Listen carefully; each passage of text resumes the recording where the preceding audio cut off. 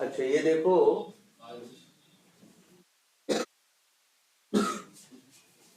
तुम लोग अभी तक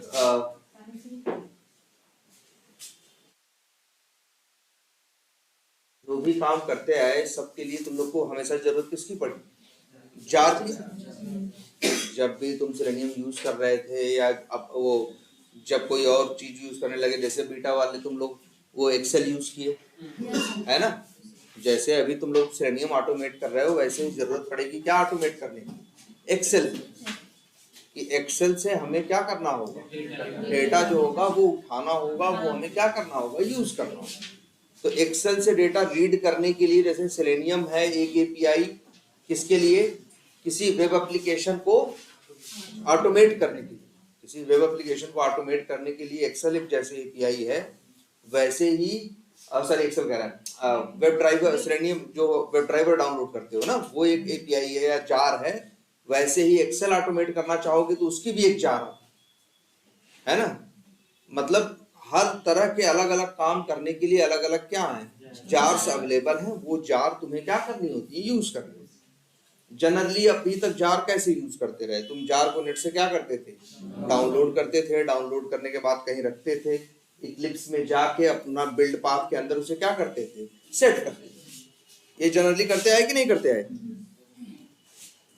अब जरा आगे देखते हैं। तो अब इसके लिए, और ये एक समस्या है कि नहीं है? जैसे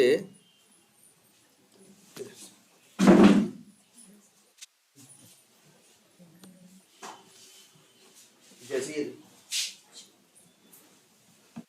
तो दुनिया भर की जार तुम्हें यूज करनी पड़ी थी, या फिर ये प्रोजेक्ट देखो, जितने प्रोजेक्ट होंगे अगर वेब ड्राइवर से रिलेटेड होंगे तो सब में क्या होगा?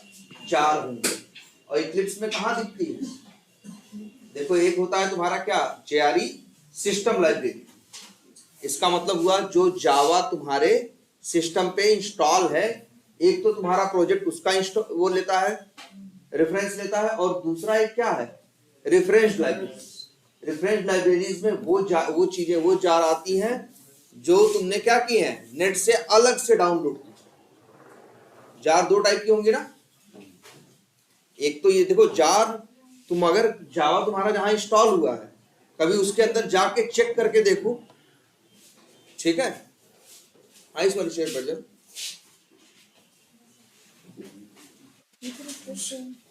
ठीक है? अगर जैसे तुम,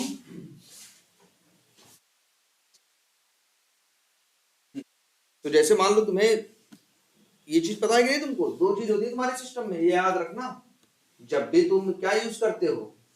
इक्लिप्स यूज करते हो, तो ये कोई भी नया प्रोजेक्ट बनाओगे, ये उसमें लग के आता है। जैसे क्या लिखा हुआ है? JRE system library.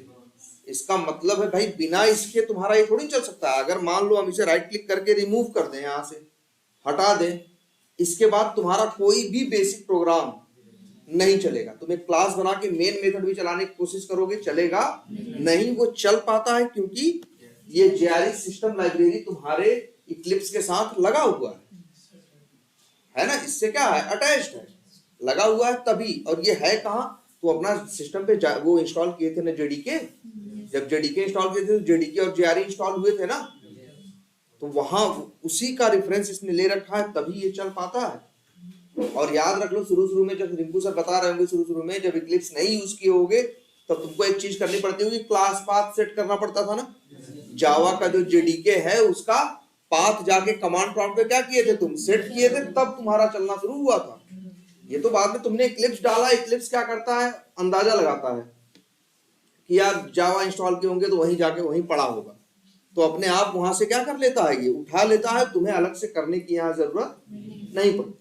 तो ये तो हो गया तुम्हारा क्या? JRE system library. अब दूसरी चीज ये होती है, तुम अलग से कुछ जार यूज करते हो। जैसे तुम्हें सेलेनियम यूज करना था, तो तुम्हें एक अलग से जार चाहिए थी ना। जब उसको ऐड करोगे तो वो दिखाई देगा किसके अंदर? Reference library. इन्होंने सिर्फ सेलेनियम की जार यूज की है, ठीक है? सेलेनियम सर्वर 4.3.0, इसी वजह से सिर्फ एक दिख रही है। बीटा वालों ने और जार्स यूज किए हैं। जैसे उन लोगों ने यूज किया है एक्सेल, उनको एक्सेल भी चाहिए था कि एक्सेल से डेटा कैसे रीड करें। जो अभी तुम डेटा एक्सेल उसमें टेस्ट केस जब तुम्हारा कोड चलता है तो डेटा तुम लिखते हो ना, सेंड कीज में नाम डाल देते हो। ये लोग सेंड कीज में नाम नहीं डालते, ये लोग एक डेटा कहाँ रखा रहता है, एक्सेल में। ठीक है, इनका कोड क्या करता है, एक्सेल से डेटा ले आके वहां डालता है। जिस अगर अगर ये देखो, जैसे तुम देखो,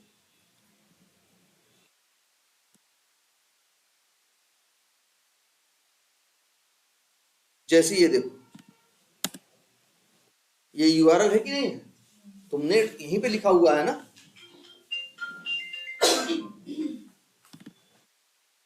जब तुम्हें सेंड की वो एडमिन डालना था सेंड कीज में, तो तुमने डायरेक्ट लिखा हुआ है ना। ये लोग डायरेक्ट नहीं लिखते, ये लोग सारी इंफॉर्मेशन कहाँ रखते हैं, एक एक्सेल शीट के अंदर, और इन्होंने कोड लिखा हुआ है किसके सहारे, इसके लिए इनको एक जार की जरूरत है, और उस जार का नाम है क्या, अपाचे पीओआई। तो वो जार इन लोगों ने डाउनलोड की और कुछ कोड लिखा, जिसकी वजह से इनका डेटा इनको यहाँ पे डायरेक्ट लिखने की जरूरत नहीं पड़ती। डेटा कहां से उठ के आता है, एक्सेल से उठ के आता है। ठीक है, तो इनको भाई, तो इनके प्रोजेक्ट में देखोगे तो तुमको ये सिर्फ श्रेणी में नहीं दिखाई देगा, अपाचे पीओआई की भी 2 जार दिखाई देंगे। ठीक है, इसके बाद इन लोगों ने, तुम लोगों ने देखो रेस्ट एश्योर भी देखा ना, स्टार्ट कर दिया है। तो रेस्ट एश्योर के लिए भी मतलब इनको, ये लोग एपीआई टेस्टिंग भी कर रहे हैं। तो एपीआई टेस्टिंग जब ऑटोमेशन से करोगे तो उसके लिए भी अलग से जार आएगी, है ना।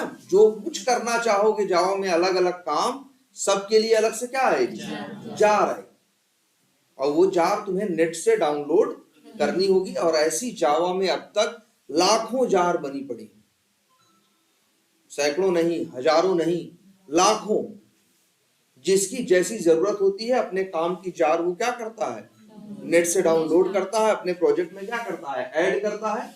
और वो रिफ्रेश, जब वो बिल्ड पाथ में ऐड कर देता है तो रिफ्रेश लाइब्रेरीज में दिखना क्या हो जाती है, शुरू हो जाती है। तुम्हारे इसमें एक दिख रही है, कई बार जब किसी नए वैसे, जब किसी रियल टाइम प्रोजेक्ट पे काम करोगे तो तुम देखोगे उसी के अंदर कम से कम 20 जार लगी पड़ी हुई। ठीक है, तो हमें ये जार मैनेज करने होते हैं। और इसका तरीका अभी तुम क्या जानते हो, जो जार चाहिए नेट से क्या करते हो, डाउनलोड करते हो, कहीं रखते हो, बिल्ड पाथ में उसे क्या करते हो, ऐड करते हो। इसके बाद जैसे जैसे समय बीतता है, सेलेनियम का कोई नया वर्जन आया, जैसे अभी 4.3.0 से काम चल रहा है, 4.4 चाहिए, तो क्या करोगे, इसको डिलीट करोगे या हटाओगे, नया वाला क्या करोगे, डाउनलोड करोगे, और डाउनलोड करने के बाद फिर उसे क्या करोगे, बिल्ड पाथ करोगे, है ना। फिर उसे क्या करोगे, बिल्ड पाथ करोगे, और इसके बाद फिर तुम्हारा फिर चलाना शुरू करोगे, है ना। ये काम जनरली हम लोग करते आए हैं। अब इसके बाद क्या हुआ, ये एक कंसेप्ट ये सोचा गया कि क्यों ना ये जो जार है, जो जार हमें चाहिए या नहीं चाहिए, इसे कहीं एक जगह रख दिया जाए। एक जगह का मतलब, तो एक समझो, एक तरह से एक कंपनी है, कंपनी वही थी जो जिसने जावा बनाया, उसका नाम था क्या, सन माइक्रो सिस्टम्स है। तो उन लोगों ने क्या किया, उन लोगों ने एक टूल बनाया और उसको नाम क्या दिया, मैवेन। उसको नाम क्या दिया, मैवेन। और उसका कंसेप्ट क्या दिया जानता है, तो जानते हो उन्होंने कहा, उन्होंने क्या कहा कि हम एक जगह सारी जार रख देते हैं। एक जगह का मतलब कहाँ हम बात कर रहे हैं, ये लिखो MVN रेपो। भाई नेट पे दुनिया एक्सेस करे तो चीज कहाँ होनी चाहिए, नेट पे ना, .org। हाँ, हम यहाँ सारी जार, भाई जावा वालों ने ढेर सारी जारें बनाई थी, कम से कम हजारों। उन्होंने कहा हजारों जार क्या कर दिया, वहां पे रख दिया। और इसके बाद कहा,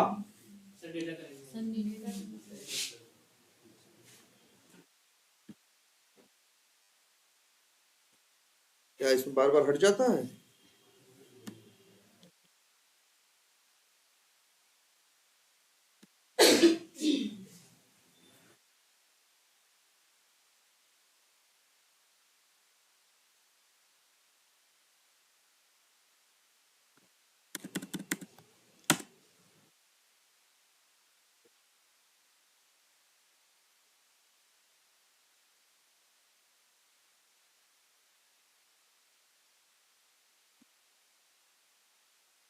ये देखो,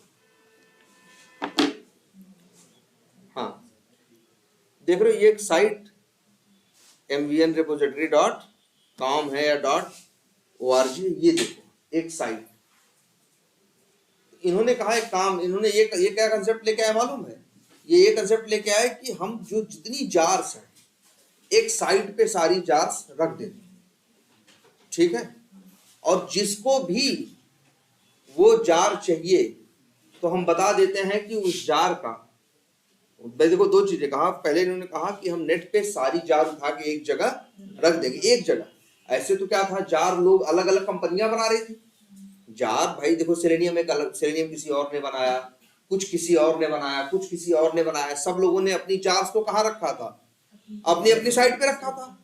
हर आदमी जिसको डाउनलोड करना पड़ता था, नेट पे सर्च मारता था, तब वहां से वो चीज क्या करता था, डाउनलोड करता था। इन लोगों ने एक कंसेप्ट दिया कि जो जार्स हैं सब कुछ हम डाल देते हैं कहाँ, अपने यहाँ, अपनी और औरों से भी कहा कि जो कुछ तुम्हारे पास जार है वो सब ले आओ, मेरे यहाँ अपलोड कर दो, मेरे यहाँ क्या कर दो, अपलोड कर दो। लेकिन एक शर्त ये रखी कि हम लोग भी हर चीज क्या दे रहे हैं, फ्री में दे रहे हैं।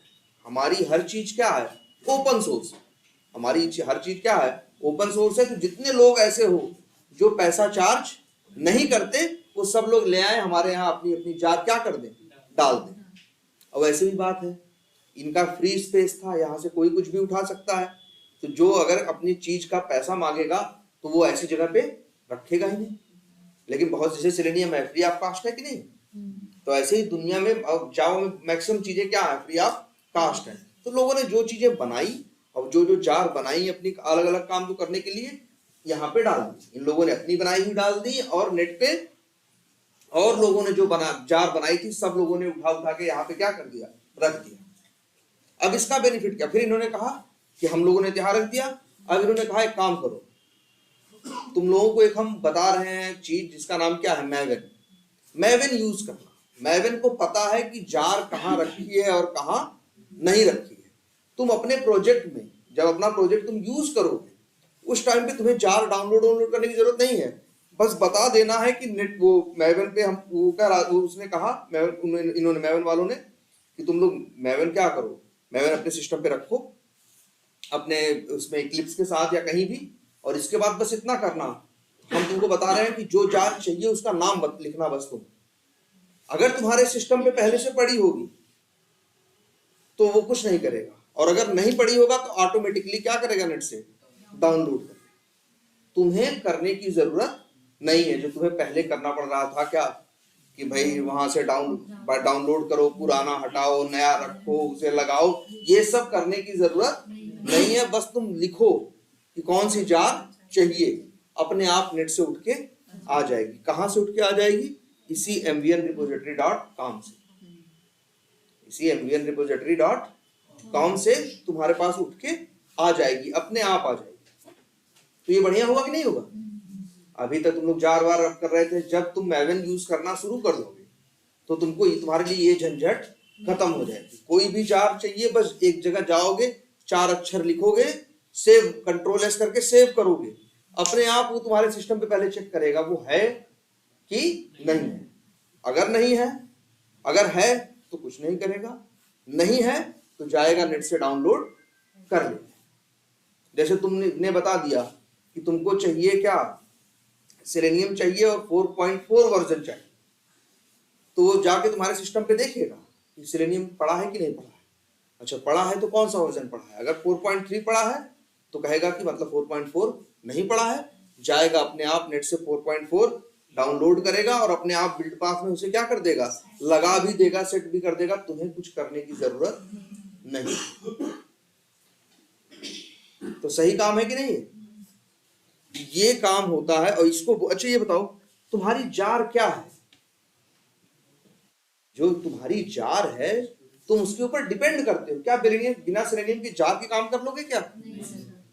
एक्सेल से डेटा रीड करना है तो उसके लिए जार चाहिए, उसके ऊपर तुम डिपेंड करते हो कि नहीं करते?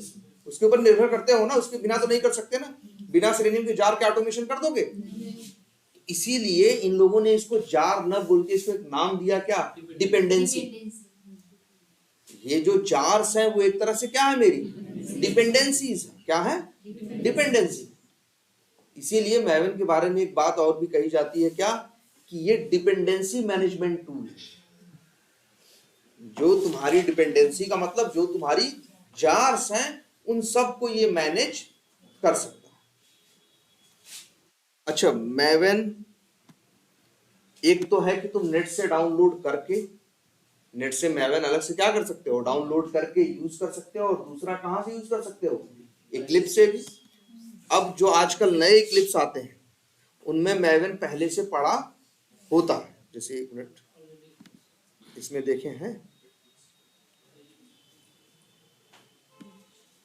अक्सर जो तुम्हारा वो होगा, अच्छा रेफरेंसेस में जाओ, यहाँ भी दिखाई देगा, देखो यहाँ मैवन लिखा है ना। आजकल आता है, आजकल पहले से ही जो आजकल नए क्लिप्स हैं उसमें आता है पहले से लगा हुआ, लेकिन जब हम लोग पहले यूज करते थे तो पहले से लगा हुआ आता नहीं था। हमको इक्लिप्स के अंदर भी मैवन क्या करना पड़ता था, मैवन का एक वर्ड इस्तेमाल करेंगे क्या, प्लगइन डालना पड़ता था। प्लगइन क्या होता है, ब्राउज़र पे जो डाउनलोड होता है। हाँ, एक सॉफ्टवेयर, एक ऐसा सॉफ्टवेयर जो किसी सॉफ्टवेयर पे इंस्टॉल होता है, तो उसे सॉफ्टवेयर नहीं बोलते, उसे प्लगइन बोलते हैं या एड ऑन बोलते हैं। बताया गया है ना, हमने तुम लोग को बताया था ना गामा में, ये क्या बोलते हैं, प्लगइन, एड ऑन और एक्सटेंशन।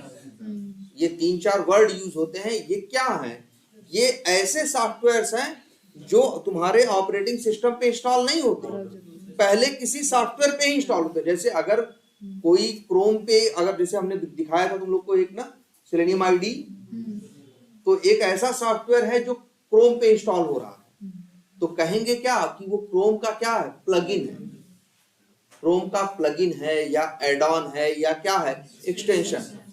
ऐसे ही ये जो इक्लिप्स है, इक्लिप्स के ऊपर हम मैवन इंस्टॉल करेंगे, तो हम क्या इंस्टॉल करेंगे, एक तरह से एक एड ऑन या क्या है, प्लगइन या ऐसा कुछ। तो ये कैसे करते हो, पहले ये देखो, इक्लिप्स के अंदर अगर तुम्हें कोई भी प्लगइन यूज करना है, प्लगइन का मतलब कोई ऐसी चीज जो एक्स्ट्रा बनाई गई है, हम उसे सिस्टम पे इंस्टॉल नहीं कर रहे हैं, कहां इंस्टॉल कर रहे हैं, इक्लिप्स के ऊपर कर रहे हैं, तो हम बोलेंगे वो क्या है, इक्लिप्स का प्लगइन है या इक्लिप्स का एड ऑन है या इक्लिप्स का क्या है, एक्सटेंशन है।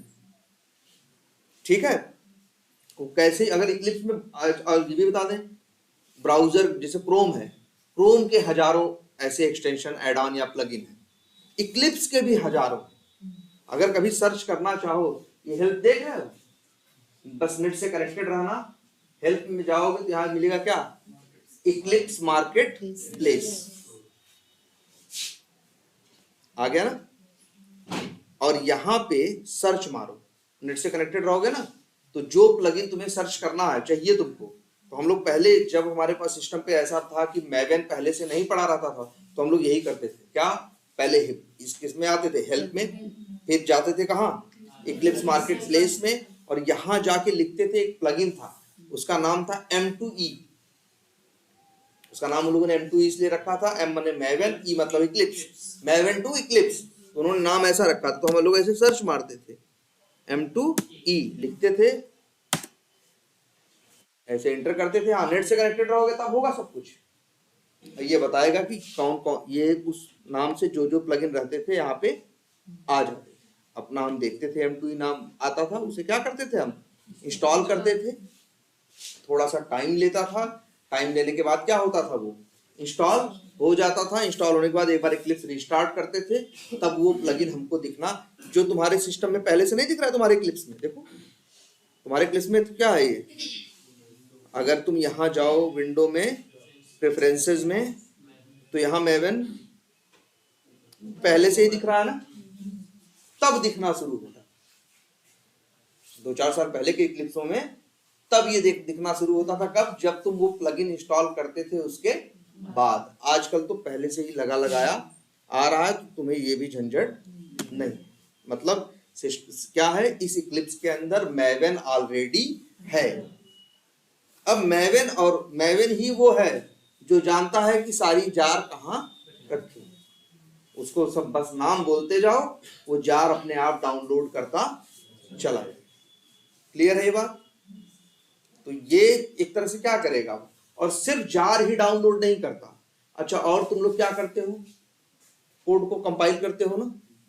रन करने से पहले क्या करते हो? कंपाइल करते हो। तो ये तुम्हारे कोड को कंपाइल भी कर सकता है, ये तुम्हारे कोड को क्या कर सकता है? कंपाइल भी कर सकता है। तुम तो कहोगे यार कंपाइल तो मेरा किससे हो जाता है? इक्लिप्स से हो जाता है। कहाँ किससे हो जाता है? इक्लिप्स से। लेकिन हर जगह इक्लिप्स नहीं होता, कई बार तो वहां पे कंपाइल करने के लिए वो कमांड लिखनी पड़ती है, याद है? जावा सी, है ना? और फिर क्लास का नाम डॉट जावा, उसे वो कंपाइल करता था। ऐसे तो एक हुआ कंपाइल ना। मान लो हमने कोई प्रोजेक्ट बनाया है जिसमें 500 क्लासेस थी, ठीक है, और इसके बाद तुम्हें दिया, तुम यूज कर लो। फिर तुमने हमसे बोला इसमें ये बदल दो, हमने क्या किया? बदला, और फिर नया तुमको दिया। तो तुम्हें क्या करना होगा?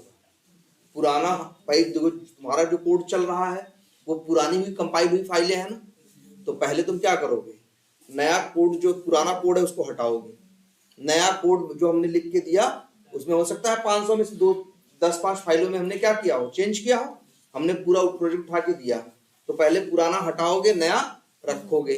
पुरानी कंपाइल हुई फाइलें हैं ना 500 जो चल रही हैं, उनको क्या करोगे? डिलीट करोगे। फिर से जो नया कोड है उसको क्या कराओगे? कंपाइल कराओगे, वहां रखोगे, अब तब चलाओगे। जैसे अगर हम तुमसे कहें कि जावा में हमने कुछ बना के तुमको दे दिया, वो बनाने में हमने मान लो 100 क्लासेस बनाई और तुमको बना के दिया, अब तुम कैसे यूज करोगे? अपने सिस्टम पे कंपाइल करके यूज करोगे ना। मान लो इक्लिप्स नहीं यूज कर रहे हो तब कंपाइल करके यूज करोगे। फिर मान लो हमने कुछ फाइलों में क्या किया? चेंज किया। अब हम तुम्हें क्या कर रहे हैं? फिर से प्रोजेक्ट दे रहे हैं, तो तुम क्या करोगे? पुराना प्रोजेक्ट हटाओगे, नया प्रोजेक्ट रखोगे। इसके बाद क्या करोगे? पुरानी कंपाइल फाइल हटाओगे, उस कोड को फिर से क्या करोगे? नए वालों को फिर से क्या कराओगे? कंपाइल कराओगे, तब कहीं जाके उसे चलाओगे। ये सब सारी झंझट पहले भी करते आए हो ना, जो पहले लोग करते थे। तो ये सब कुछ करने के लिए मैवेन ने कहा कि ये काम करने के लिए हम बड़ी सिंपल सी चीजें बता रहे हैं, ये यहां से कर देना, हम सब कुछ तुम्हारा काम कर देंगे। कौन सी जार चाहिए? पुरानी कंपाइल फाइल को हटाना है, नई कंपाइल फाइल रखनी है, उनको कंपाइल करना है ना, उनकी जार मैनेज करनी है, उनको चलाना है। उन्होंने कहा सब कुछ हम बहुत आसान रास्ता आपको एक बता दें। इसीलिए तो सभी लोग मैवेन यूज करते हैं। मैवेन यूज करने का क्या है? क्योंकि इसने लाइफ हम लोग की क्या कर दी? बहुत आसान कर दी। अदरवाइज जो काम करने में पहले 2-4-6 घंटे लगते थे, मैवेन ने हमारे लिए वो काम मिनटों का बना दिया, ठीक है। लेकिन तब मैवेन भाई अब यूज करना है, 4 बार सब मैनेज कर देगा। तो लेकिन मैवेन ने शर्त रखी, भाई ऐसे ही नहीं यूज करोगे, हमें यूज करोगे तो मेरे यूज करने के कुछ नियम है। अभी तक तो तुम लोग जावा प्रोजेक्ट बना के काम कर रहे थे ना, तो मैवेन वालों ने शर्त रखी कि भैया अच्छा इक्लिप्स में काम कर रहे हो, कोई बात नहीं, या तो इक्लिप्स का प्लगइन डालो, पहले से है तो डालने की जरूरत नहीं है। और लेकिन दूसरा तरीका, अब जावा प्रोजेक्ट बना के काम करो, अगर करोगे तब हम नहीं काम करेंगे। उसने शर्त रखी कि आपको काम करना है, आपको काम करना है, लेकिन प्रोजेक्ट बनाने का तरीका क्या होगा आपका? अलग होगा। और उन्होंने कहा कि अब से आप जावा प्रोजेक्ट नहीं बनाएंगे, अब से आप क्या करेंगे? मैवेन प्रोजेक्ट बनाएंगे। कैसे बनेगा ये देखो, कोई बहुत अलग नहीं है। फाइल में जाओगे, है ना, यहाँ प्रोजेक्ट का ऑप्शन है ना, प्रोजेक्ट के अंदर जाओ, दिख रहा है जावा प्रोजेक्ट है ना। मैवेन तुम्हारे अगर सिस्टम पे है तो यहाँ मैवेन भी दिखाई देगा, दिख गया ना। अब से याद रख लो, अब चाहे बीटा हो चाहे गामा, सबको जावा प्रोजेक्ट नहीं बनाना है। कोड वैसे ही चलेगा, आगे दिखाएंगे, लेकिन अब से हमें क्या तो बनाना है? मैवेन प्रोजेक्ट। तो चलो हमने क्या किया? मैवेन प्रोजेक्ट यहाँ से सेलेक्ट किया और क्या किया? नेक्स्ट। अच्छा, क्रिएट अ सिंपल प्रोजेक्ट। अब देखो क्या है ये? Create a simple project, skip archetype selection. देखो अब ये चीज मैवेन वही कर रहा है। मैवेन बहुत ढेर सारी खूबियों के साथ आया। जब मैवेन आया, और मैवेन जो काम कर रहा है उससे मिलता जुलता एक और इन्हीं अपाचे वालों का एक और टूल था, उसका नाम था क्या जानते हो? ANT। ANT, जो पढ़ना है पढ़ो, ठीक है, एक टूल था एंड वो इससे मिलता जुलता काम करता था, इन्हीं अपाचे वालों का था। और फिर अपाचे वालों को लगा कि हमने इससे अच्छा बनाया है क्या, मैवेन, उससे ज्यादा आसान है, उससे ज्यादा बढ़िया है, तो उन्होंने क्या बनाया, मैवेन बनाया। ठीक है, तो ये एक वर्ड अच्छा देखो क्या दिख रहा है, skill archetype select. Arc arc arc यहाँ आर्कटाइप जो है, आर्कटाइप का मतलब जैसे अच्छा ये बताओ,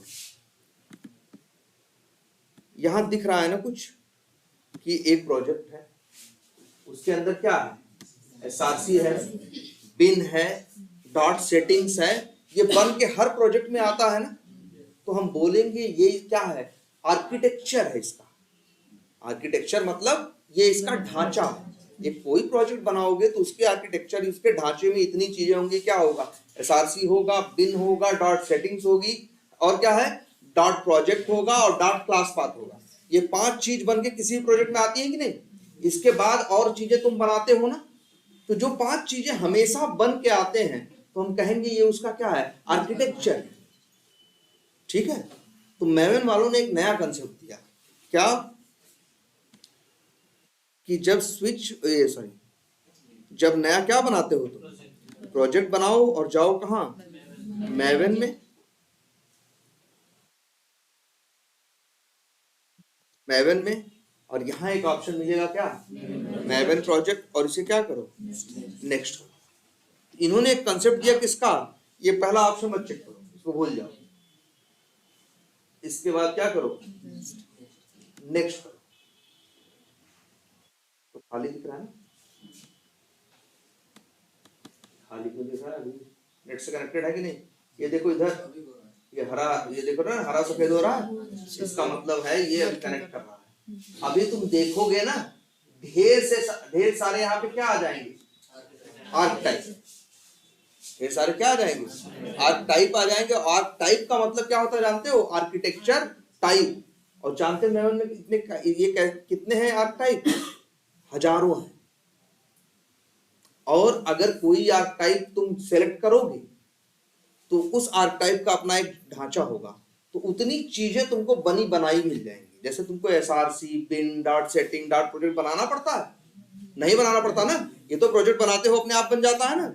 वैसे ही कोई भी काम कर रहे हो उससे रिलेटेड मैवेन में जरूर कोई ना कोई आर्कटाइप बना होगा, और ऐसे हजारों बने पड़े हैं। अगर तुम वो आर्कटाइप यहाँ पे देख रहे हो, आर्कटाइप का मतलब आर्किटेक्चर टाइप, यहाँ सिलेक्ट कर लोगे और अब नेक्स्ट करोगे, तो अपने आप जो प्रोजेक्ट बनेगा उसके अंदर जो उस आर्कटाइप के अंदर चीजें हैं कि ये फोल्डर बन जाए, ये फाइल बन जाए, ये बन जाए, वो बन जाए, सब कुछ अपने आप बन के आ जाए।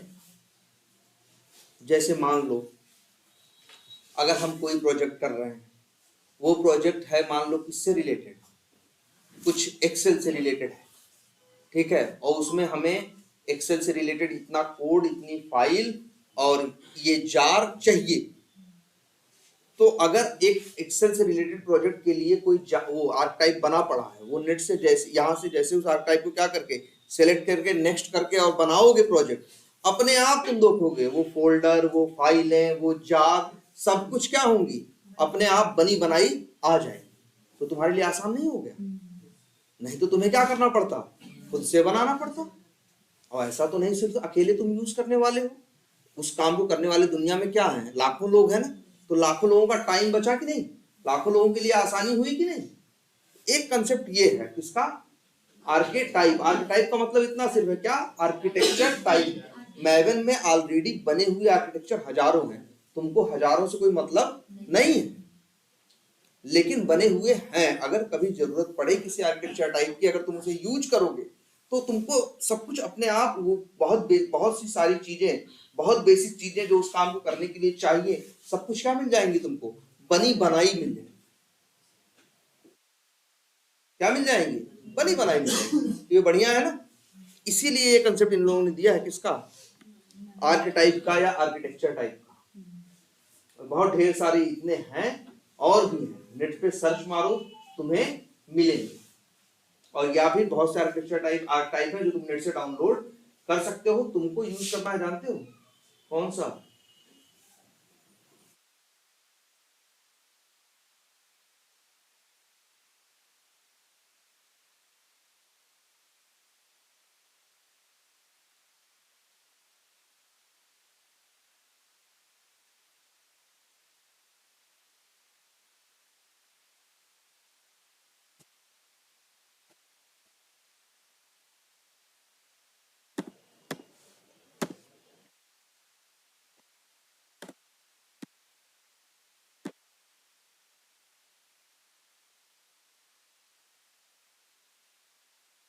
1 मिनट ये ढूंढना पड़ेगा।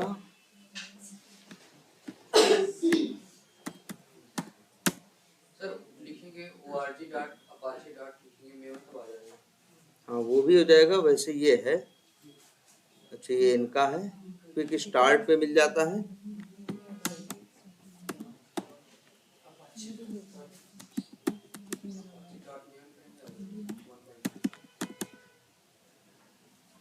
बिल्कुल ये याद रखना है आपको। सबसे पहले कौन सा है, क्या नाम लिखा हुआ है, या तो यही सर्च करो, Maven hyphen archetype hyphen quick start. ये बेसिक वो है, आर्कटाइप है जो जनरली हम यूज करते हैं। बस तुम्हें यही यूज करना है हजारों बने पड़े, लेकिन तुम्हें सर्च कौन सा करना है, Maven hyphen archetype hyphen quick start. बस ये सेलेक्ट करो और क्या करो, नेक्स्ट। तो क्या करना है, तुम्हें कहाँ जाना है, पहले प्रोजेक्ट फाइल में जाओगे, न्यू में जाओगे, प्रोजेक्ट में जाओगे, प्रोजेक्ट में मैवेन में जाओगे, मैवेन में न्यू मैवेन, प्रोजेक्ट में जाओगे, और तब तुम्हें ये, ठीक है, ऐसे यहां तक पहुंच जाओगे ना। अब यहाँ कुछ और चीज लिखी हुई है, क्या, group ID, artifact ID, version, package, ये 4 चीज लिखी है ना। अब ये देखो, अब इन लोग का एक कंसेप्ट और सुनो। ये लोग कहते हैं कि मेरा प्रोजेक्ट अगर बनाओगे, तो पहले तो तुम लोग जावा प्रोजेक्ट बना के नाम लिख के काम हो गया हो जाता था ना, इनमें नहीं चलेगा। इनमें ये लोग कहते हैं कि जब एक प्रोजेक्ट बनाओगे तो उसको एक ग्रुप आईडी देना। क्या देना, ग्रुप आईडी। और ग्रुप आईडी का मतलब जानते हो क्या है, इन्होंने कहा ग्रुप आईडी का मतलब ऐसा है, जैसे कोई प्रोजेक्ट है तो कुछ लोगों का ग्रुप उसके ऊपर काम कर रहा है ना, तो ऐसा ही कुछ नाम क्या देना, ग्रुप आईडी। जैसे मान लो कोई प्रोजेक्ट हमारे यहाँ चल रहा है, ठीक है, और उसके पे ईवीएस का ग्रुप जो है काम कर रहा है, तो लोग ऐसे कर देते हैं कई बार, क्या, com.evs, जैसे पैकेज नहीं बनाते वैसा ही कुछ बना देते हैं, com.evs, ठीक है। अब मान लो तो यही बस जो ग्रुप उसके ऊपर काम कर रहा है उसका नाम क्या रख दिया, com.evs रख दिया कि भाई कंपनी है और कंपनी का नाम क्या है, ईवीएस है, वही लोग इस पे क्या कर रहे हैं, काम कर रहे हैं। तो यही चीज क्या लिखते हैं, ग्रुप आईडी। तो ग्रुप आईडी तुम भी अपना कुछ भी बना दो, ऐसा नहीं ये com.evs लिखना है, a.b लिख दो, कोई बात नहीं, या सिर्फ a लिख दो, कोई बात नहीं, मान के चलेगा कि तुमने ग्रुप आईडी क्या दी है, a दी है। लेकिन जैसे हम लोग पैकेज का नाम बनाते थे, क्या a.b.c लिखते थे, नहीं ना, काम के हिसाब से लिखते थे ना। तो ऐसे ही इसलिए रख दिया क्या, com.evs। अब आर्टिफैक्ट आईडी, जो तुम्हारे प्रोजेक्ट का नाम है वो रखो क्या, आर्टिफैक्ट आईडी। अब प्रोजेक्ट का नाम क्या है, मान लो वी टाइगर ऑटोमेशन, मान लो हम वी टाइगर का क्या कर रहे हैं, ऑटोमेशन कर रहे हैं, तो क्या लिखें, वी टाइगर ऑटोमेशन। तो देखो com.evs लिख दिया और क्या लिख दिया, वी टाइगर ऑटोमेशन। अच्छा, पैकेज में अपने आप जुड़ के आ गया ना, पैकेज में अपने आप जुड़ के आ गया कि नहीं, वही क्या, com.evs और डॉट क्या, वी टाइगर ऑटोमेशन। चाहे तो हम यही रहने दें और चाहे तो हम इसको क्या कर दें, चेंज भी कर सकते हैं।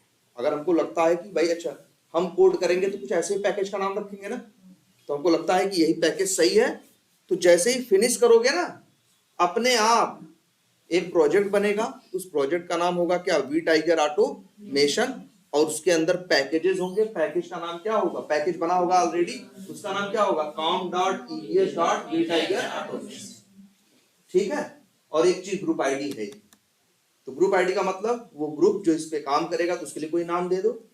आर्टिफैक्ट आईडी मतलब प्रोजेक्ट, जो तुम प्रोजेक्ट को नाम देना चाहते हो।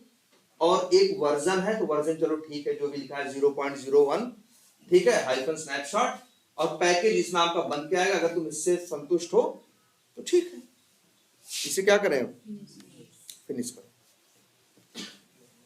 यहां देखो चल रहा है ना, याद रखना, मैवेन यूज करने के लिए नेट से कनेक्टेड होना क्या है, मस्ट।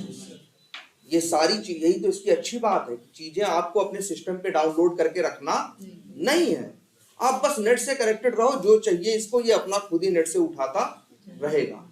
तो तुम्हें इसकी टेंशन लेने की जरूरत नहीं। भाई नेट तो पहले भी खर्च कर रहे थे तुम ना, भाई नेट से क्या डाउनलोड नहीं कर रहे थे, डाउनलोड करके यूज कर रहे थे ना। अब इसने कहा कि तुम्हें जरूरत नहीं, तुम नेट से कनेक्टेड रहो, बाकी चीज हम देख लेंगे। अच्छा, could not calculate build plugin, ठीक है ओके करो, कोई बात नहीं। बना, हाँ बना ना वी टाइगर ऑटोमेशन, अपने आप देखो वी टाइगर ऑटोमेशन, और यहाँ पे एसआरसी है ना, पहले भी एसआरसी रहता था, और फिर एसआरसी के साथ पहले क्या रहता था, बिन ना, एसआरसी और बिन थे ना। यहाँ एसआरसी रहते हैं और कौन रहता है, टारगेट। यहाँ चीजें जो कंपाइल होती हैं पहले एसआरसी से कंपाइल होके कहाँ जाती थी, बिन में ना, अब कंपाइल होके कहाँ जाएंगी, टारगेट। अच्छा एसआरसी जरा खोलते हैं, ये क्या लिखा है, एसआरसी मेन, और एसआरसी के अंदर दो फोल्डर है, एक मेन है और एक टेस्ट है। मेन के अंदर भी एक फोल्डर है, इसका नाम क्या है, जावा। टेस्ट के अंदर भी एक फोल्डर है, इसका नाम क्या है, जावा। वैसे इनके प्रोजेक्ट में भी कुछ एरर आई थी ना, इनके सिस्टम पे भी क्या कुछ आई, एरर आ गई, इसलिए ऐसा दिख रहा है। एक काम करते हैं, इसको सही करते हैं। अगर तुम्हारे सिस्टम पे भी ऐसा दिखाई दे तो इसी जावा पे जाना, और फॉर्मेट का ऑप्शन दिख रहा है तुम्हें, अच्छा नहीं,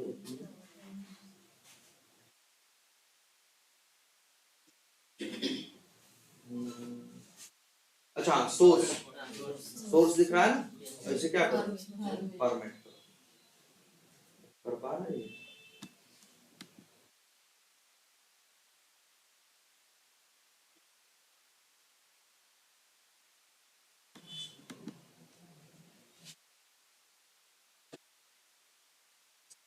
नहीं कर पा रहा है,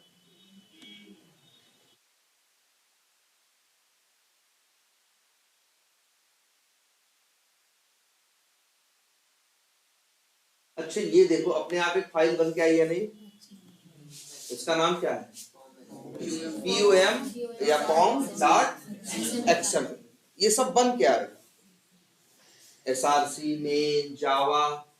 अच्छा जावा के अंदर देखो काम .ebs.vt, ये पैकेज बन गया, देखो पैकेज जैसा नहीं दिख रहा है ना, क्यों, क्योंकि इनके में एरर आई है। जिसमें सिस्टम पे एरर नहीं आएगी तो एकदम पैकेज जैसा दिखाई देगा, ठीक है। ये सब चीजें अपने आप देखो बन के आ रही कि नहीं आ रही, क्यों बन के आ रही, क्योंकि हमने एक आर्कटाइप वहां पे सेलेक्ट किया था।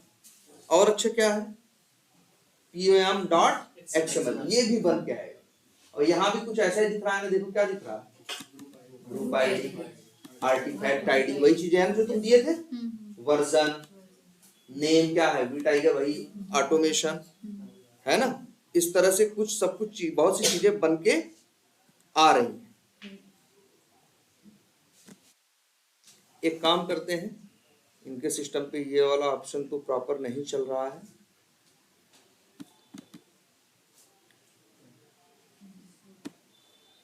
अगर सही होना होगा तो इसी से हो जाएगा। एक काम करते हैं, दूसरा तरीका ट्राई करते हैं। पहली बात तो देखो नेट से कनेक्टेड है कि नहीं, कनेक्ट है, फाइल में जाओ, न्यू में जाओ, है ना। एक प्रोजेक्ट और बनाते हैं, मैवन प्रोजेक्ट। यहाँ पे एक और ऑप्शन है, क्या, create a simple project skip archetype selection. अगर ये चेक बॉक्स चेक कर दोगे, ये चेक बॉक्स अगर क्या कर दोगे, चेक कर दोगे, तो तुम देखोगे तुम्हारे लिए वो जो नहीं पहले आया था आर्कटाइप हम सिलेक्ट किए थे, और क्या डाल के थे, org डॉट, हाँ नहीं org डॉट अपाचे डॉट मैवन डाले थे ना, तब हमें दिख के आया था वो आर्कटाइप ना, उसका नाम क्या था, मैवन क्विक स्टार्ट, ऐसे ना। तो वो अब आएगा ही नहीं, सीधे क्या करो, देखो नेक्स्ट करो, अब सीधे बताओ। मतलब इन लोगों ने एक तरीका ये भी दे रखा है कि चाहो तो आर्कटाइप सेलेक्ट करो और चाहो तो मत करो। मत करोगे, नहीं करोगे तो ये एक डिफॉल्ट आर्किटेक्चर टाइप तुमको बना के दे देंगे। जैसे इसको भी ग्रुप आईडी देते हैं, क्या दे दें, org डॉट ebs, आर्टिफैक्ट का नाम रख देते हैं क्या, लिख देते हैं वी टाइगर और ऑटो लिख देते हैं, क्योंकि ऑलरेडी वी टाइगर ऑटोमेशन नाम का है ना, बना है ना। और इसको क्या करते हैं, फिनिश कर, एक नया बन गया ना। बन रहा है सर। सही। अभी देखो बन रहा है, यहाँ देखो ये 0% दिखा रहा है ना,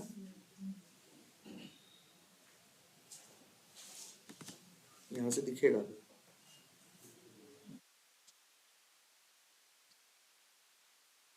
डाउनलोड कर रहा है, चलो करने दो, ये थोड़ा सा टाइम लेगा पहली बार।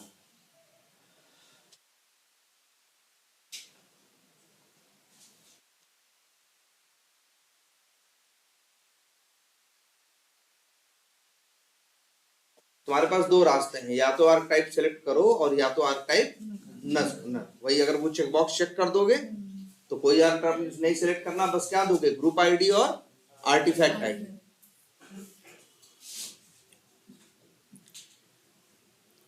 काम करते हैं इनको सबको,